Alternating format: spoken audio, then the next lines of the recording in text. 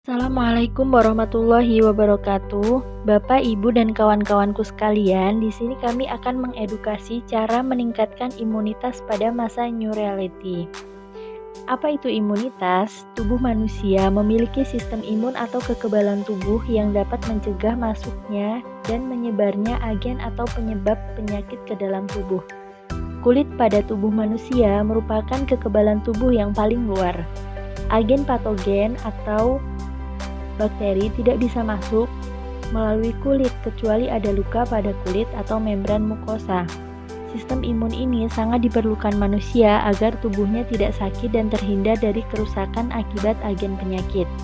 Sistem imun sendiri dibagi menjadi dua. Yang pertama, sistem imun bawaan, zat kebal atau antibodi yang secara alamiah sudah terdapat di dalam tubuh seseorang. Yang kedua, sistem imun dapatan.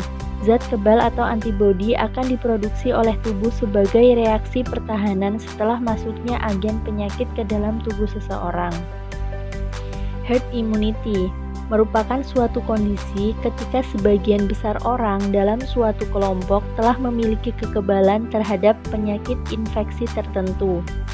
Perlindungan secara tidak langsung dari suatu penyakit menular yang terwujud ketika sebuah populasi memiliki kekebalan baik lewat vaksinasi maupun imunitas yang berkembang dari infeksi sebelumnya. Sedangkan pembentukan herd immunity secara alami dengan membiarkan banyak orang terinfeksi virus corona di Indonesia juga bukanlah cara yang bijak. Mekanisme perjalanan virus.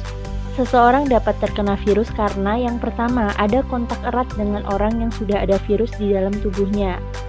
Yang kedua, terkena droplet atau percikan cairan dari seseorang yang memiliki virus. Yang ketiga, seseorang yang memegang benda-benda yang sudah terkena virusnya, kemudian memegang area hidung, mulut, atau mata. Hubungan antibodi dengan virus. Yang pertama, virus masuk ke dalam tubuh seseorang, sel-sel di paru-paru. Yang kedua, imunitas akan melawan virus. Kemudian pada hari ke-6, tubuh akan berhasil membentuk antibodi untuk melawan virus. Yang ketiga, antibodi ada dua, yaitu IgM dan IgG. IgM terbentuk lebih dahulu, kemudian beberapa hari berikutnya akan terbentuk IgG. Yang keempat, antibodi IgM hanya ada sementara, akan menghilang secara perlahan, IgG akan menetap di dalam tubuh. Yang kelima, antibodi IgG berperan sebagai tentara yang siap melawan virus secara langsung. Selanjutnya, tes COVID. Apakah perbedaannya? Rapid test bertujuan untuk mendeteksi antibodi di tubuh manusia, bukan untuk mendeteksi ada tidaknya virusnya. Jika kita ingin mengetahui di tubuh kita ada virus atau tidak, bagaimana? Lakukan swab test. Perbedaan rapid test antibodi, rapid test antigen, dan swab PCR test. Yang pertama, rapid test antibodi, target deteksi, antibodi dalam darah, sampel darah, durasi 5-10 menit. Rapid test antigen, target deteksi materi genetik atau protein spesifik dari virus tersebut dalam tubuh seseorang, sampel swab nasal atau nasofaring sesuai dengan jenis antigen yang digunakan, durasi kurang lebih 30 menit. Swab PCR test, materi genetik DNA dan RNA dari virus SARS-CoV, sampel swab nasofaring dan swab tenggorokan atau orofaring. Durasi 1-2 hari setelah sampel diterima di lab. Hasil tes yang pertama 3 garis positif, 2 garis atas dan bawah, IgM positif, 2 garis atas dan tengah, IgM positif, 1 garis negatif. Keterangan negatif. Saat ini tidak sedang sakit COVID-19 dan belum pernah terkena penyakit COVID-19 di masa lalu. Ingat, walaupun hasil negatif, bisa saja virusnya sebenarnya sudah ada di tubuh, tetapi virus baru masuk ke tubuhmu kurang dari 6 hari yang lalu, sehingga tubuh belum membentuk antibodi. Saran, jaga kesehatan, tetap di rumah, disiplin protokol kesehatan. Yang kedua, IgM positif, IgG negatif. Kondisi Anda sedang dalam peperangan aktif.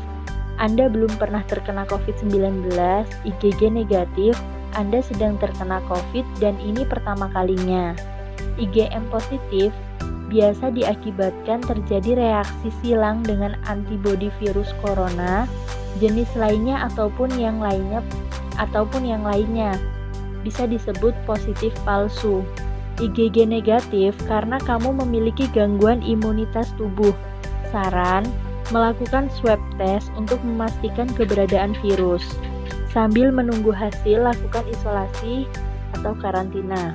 Yang ketiga, IgG positif, IgM negatif. Sudah pernah terkena COVID-19 di masa lampau, AB IgG positif. Tubuh tidak sedang berperang, IgM negatif. Saat ini tidak terkena COVID-19, tetapi dulu sudah pernah dan sudah punya kekebalan alami terhadap COVID-19. Saran, isolasi atau karantina dimungkinkan sebagai carrier atau kontak langsung. Lakukan rapid test ulang minggu selanjutnya dan minggu ke depan, dan 2 minggu ke depan. Positif IgM dan IgG. Tubuh Anda sudah berperang dan di masa lampau sudah pernah berperang melawan virus yang sama. Kesimpulan saat ini Anda sedang terkena COVID-19 dan bukan pertama kalinya. Saran, swab test. Lakukan isolasi atau karantina. Upaya meningkatkan sistem imun dalam tubuh. Yang pertama, konsumsi vitamin, mineral, dan makanan sehat. Buah-buahan dan sayuran yang mengandung beta-karoten, vitamin C, dan vitamin E dapat meningkatkan fungsi kekebalan tubuh. Yang kedua, olahraga dan mengelola stres. Olahraga dapat meningkatkan antibodi, sedangkan pengelolaan stres yang baik dapat meningkatkan sistem imun. Yang ketiga, istirahat cukup. Kurang istirahat dapat merusak antibodi sehingga dapat menurunkan imunitas tubuh. Yang keempat, menjalankan PHBS. Dengan tetap menjalankan PHBS, sistem imun tubuh akan berfungsi dengan baik. Terima kasih. Wassalamualaikum warahmatullahi wabarakatuh.